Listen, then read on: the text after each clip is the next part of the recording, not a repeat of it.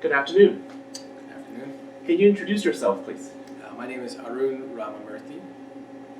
And this interview is taking place in Brooklyn on the 22nd of September, 2018. So tell us what you do.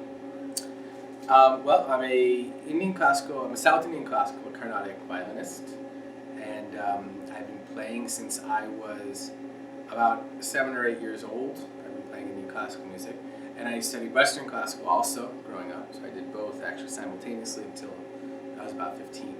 Right. And then at one point, around when I was 15 or 16, I had to make a choice, and it was okay doing both, but I found that I was drawn to the improvisational aspects of Carnatic music, and I was in an orchestra as well at the same time, and I had a conductor that was giving me a lot of grief about up bows and down bows, while my Carnatic music teacher was teaching me how to think and asking me to express myself, and I was very drawn to those parts of the music. So I made a choice at that point to stick with Carnatic music, and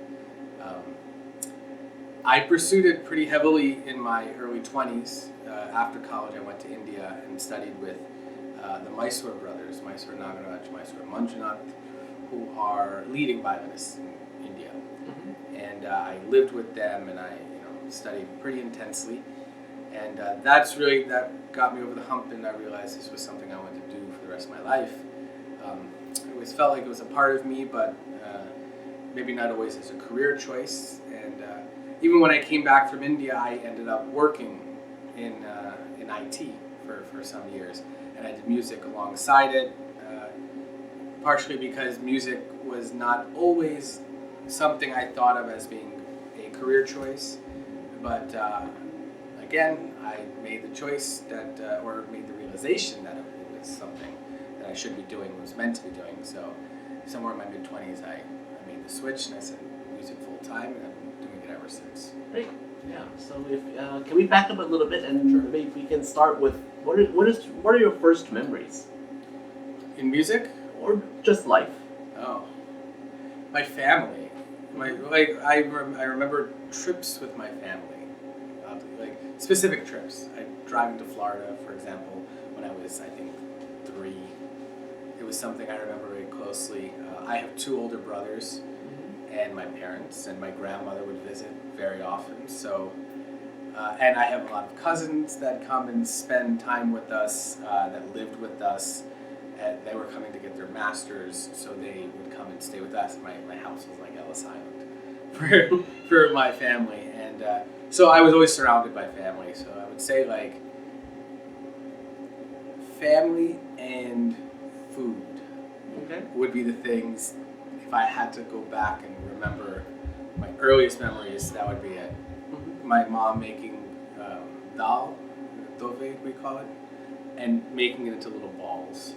And I'd have like 10 little balls on my plate, and that's what I would eat. So that's an early memory. Great. And so did you grow up in an Indian community in New Jersey, or? No, not really.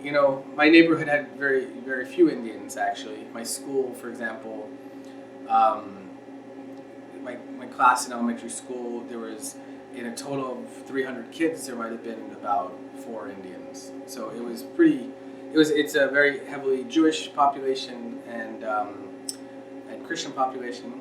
So there weren't too many Indians. As I got into high school, it started to increase a little bit, but we had an Indian community that we associated with, and it was very much through music, but because my mom is a singer as well, my dad has organized many concerts. So through the music community, but then also their friends that they made and their kids, and so we ended up being around a lot of Indians. But I would say my public school life was very much not Indian. Mm-hmm. Right. So let's talk about your earliest musical memories. Yeah. Well, I started with Western classical music with Mr.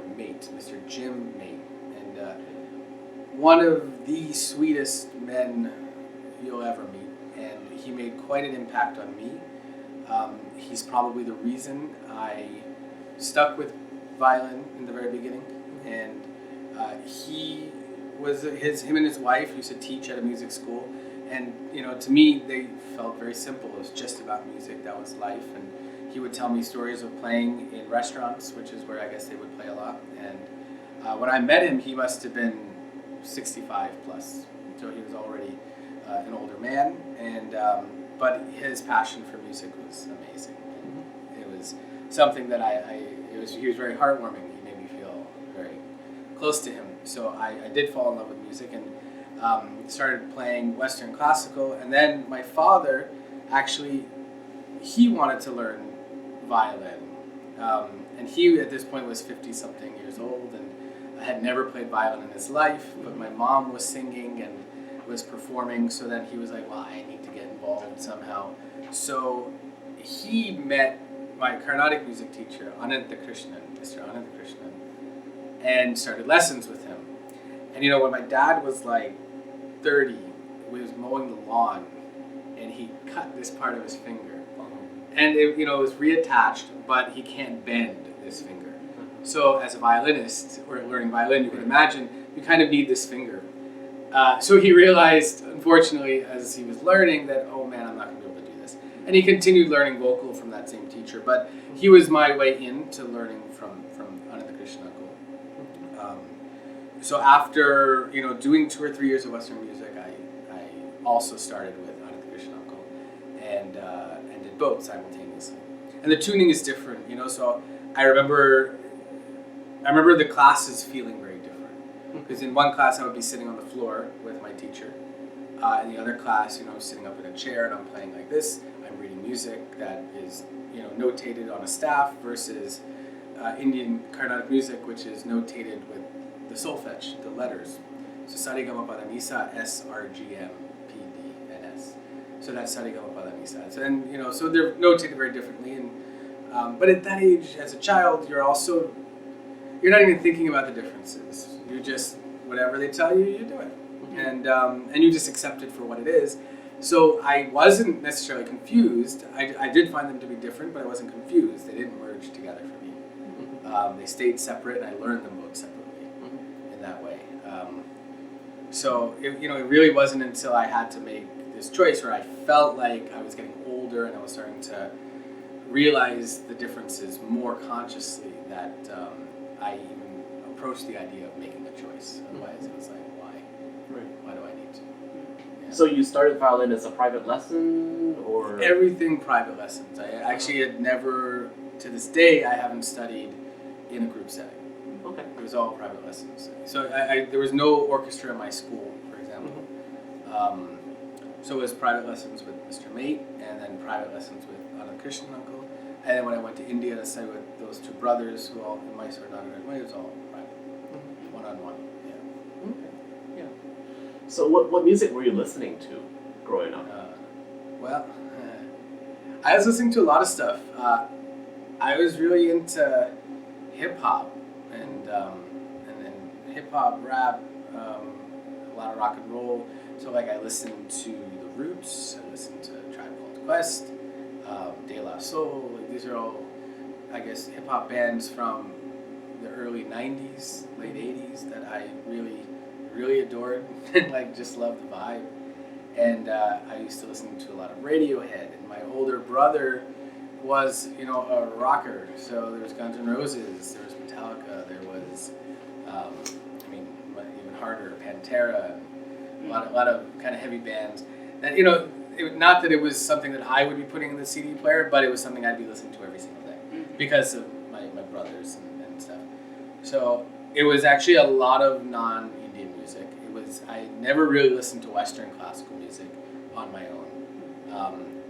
And I did listen to Carnatic music, I didn't do it on my own again. Like, what I listened to on my own when I was young was hip-hop and rock and radio-friendly stuff. And it was more when I got deeper into this connection with the music that I chose Carnatic music. I started finding recordings. And my father has an incredible collection of music that was always there that I just didn't discover until I was 13 or 14. And I'd start going through and be like, wow, this is gold mine. Did he listen to it in the house? Like, was it being played? It was or? being played. It was being played. My mom would be singing, 24/7 in the kitchen, like, or wherever she was. She'd just be singing. There was music in my house all the time. But again, it's just something that it kind of seeps into your being, as opposed to me seeking it out. So I thought that was. I remember when I started to seek it out and how that felt and why, and that I was really going after it at that point, and but it was always there, so it never felt foreign in a way. Yeah. And what tradition did your mother sing in? She sang Carnatic music. Okay. Yeah. And And she didn't sing. Well, she sang. She learned traditionally. She learned in India before coming to this country, and her mother was probably one of the first in my family to really practice and teach Carnatic music. So it's relative. Music goes on my father's side a little bit too, but nobody was professional musicians. And my mother used to sing a lot for Bharatanatyam, for Indian classical dance. So in the 70s, when she came to the U.S., they lived in Queens, and so my mom would perform with many famous dancers that would come. She sung at Carnegie Hall on her main stage with big performers. And her 70s and I'd say early to mid 80s was the prime of her career. And then, we all showed up, me and my brothers. And, unfortunately she had to, take a little bit of a backseat when it came to performance. But she was always singing and then she would be teaching. So I grew up with all her students coming over and seeing them learning alongside them many times. So, she would be my first guru in my eyes. Right. Yeah, she's my first guru. And her influence over me has been profound. It continues to this day. Her opinion about how the concert went is as important as anyone, in my opinion. Yeah. And just for the record, can you state her name? Kamala Ramamurthy. Okay. Yeah, thanks. And so, did you feel that growing up she was trying to teach you this tradition, or was it more sort of informal, or? No, she was trying to teach me. Okay. Definitely trying to teach me, and my grandmother too. My grandmother. She's from a very small village in India. That's where my mom grew up, and where my grandmother, where they all settled, called Parvatipuram, and it's in Andhra, the state of Andhra Pradesh, and. So there wasn't much music there, and so my grandmother, when she was there, she took it upon herself to teach the people in the village about Carnatic music, and and she played violin, and she didn't play it terribly seriously. She knew how to play it, but she wasn't performing or anything like that, and but she had a love for violin, and I'm the youngest of her. I guess it's 8 grandchildren. I'm the youngest. And she tried to get each one of the other 8 to play the violin. So, they all were given a violin, and then they tried, and then it didn't work. I don't know what happened, but it didn't work. And so somehow with me, it just stuck. So there was this very, conscious effort to try to teach me the music. But I learned vocal, and in Carnatic music and even Hindustani music, you learn vocal first, and you learn it alongside as you're learning the music. So, so my mom would teach me, and and my brothers. We all learned that way.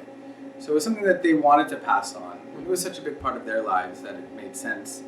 And I think once they saw that I had a knack for it and was doing well with it and didn't, run away from it, then they said, okay, we're going to keep doing it. And they kept doing it. So do you have a sense of why they sent you first to Western lessons? It's a good question to wonder what motivated them to do that. It could have been maybe even to help assimilate me into the community, where it wouldn't be something. If I was just learning Carnatic music, it sometimes can be difficult to connect with my friends and all my social circles that are not Indian. They wouldn't get it. But if I learned something that other people were doing, it would be easier for me to get into it. I do feel like they did it for some of that reasons. I think also that there's a very formal technique in the way you learn Western classical music. Just the grounding you get on the instrument is really great. And it's interesting because I say a lot of this now in hindsight, and I teach, and I, with my own children and with students that come, I tell them all that it's a great idea to learn Western music first, or at least to do it, because there is something to be said about the way the approach to the instrument is. I didn't learn the Suzuki style, but there's a very matter-of-fact approach to how they go step by step and they develop a musician, a violinist or an instrumentalist. Right. So I think they saw that also. They realized that there was also an element of not having a Carnatic teacher, because when I started with Anand Krishnanko, my Carnatic teacher, it was right after they moved to New Jersey. So before him, there were people around, but maybe it wasn't something they wanted to get into, and they wanted me to start with music, and they started with Western music.